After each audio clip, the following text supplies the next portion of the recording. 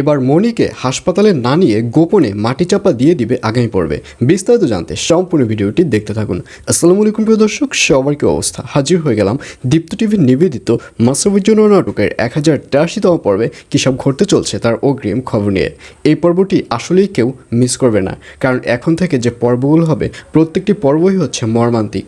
কারণ মনিকে আপনারা আর দেখতে পারবেন না, মনি মারা যাবে এবং মনিকে শেষদাহ করা হবে অনেক মর্মান্তিকভাবে। সে যে মারা যাবে এই ব্যাপারটি কাউকেই জানাবে না।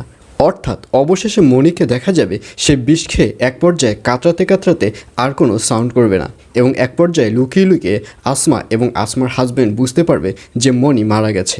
তখন আসমার মাথায় কোনো কাজ করবে না। আসমা তার হাজব্যান্ডকে বলবে ওকে তাড়াতাড়ি এখনই ডক্টরখানায় নিয়ে যাও, কারণ ও যদি বাড়িতে বসে মারা যায় তাহলে বাড়ির সবাইকে পুলিশের লোকেরা ধরে নিয়ে যাবে, কিন্তু ও যদি ডক্টরখানায় বসে মারা যায় তাহলে বাড়ির কেউই দায়ী হবে না এ মরার জন্য।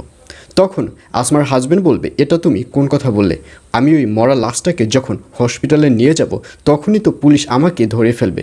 তুমি আসলে এই মরা লাশ দেখে তোমার মাথায় কোনো কাজ করছে না, তাই আবল তাবল বলছো।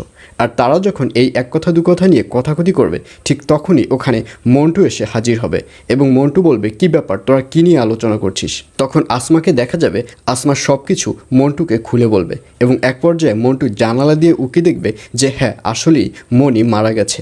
আর এটি দেখে মন্টু বলবে শোন, এই কথাটি যেন কোনো কানাকড়িতেও না জানে, ওকে এমনভাবে ফিনিশ করে দিতে হবে যাতে করে কোনো কাকপক্ষীও যেন না জানে।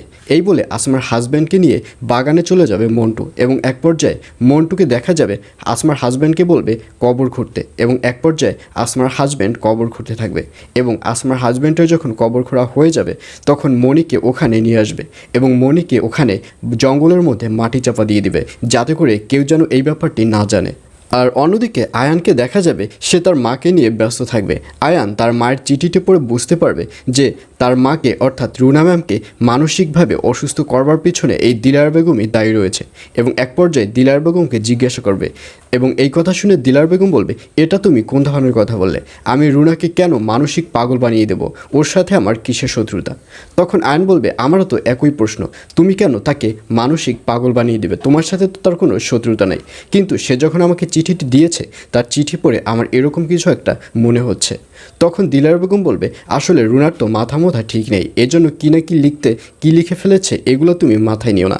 এইসব বলতে দেখা যাবে দিলারকে। আর এছাড়াও থাকবে আরও আশ্চর্য সকল ঘটনা। সুতরাং সবাইকে মাশরাফির জন্য নাটকের আগামী পর্ব দেখার আমন্ত্রণ রইল।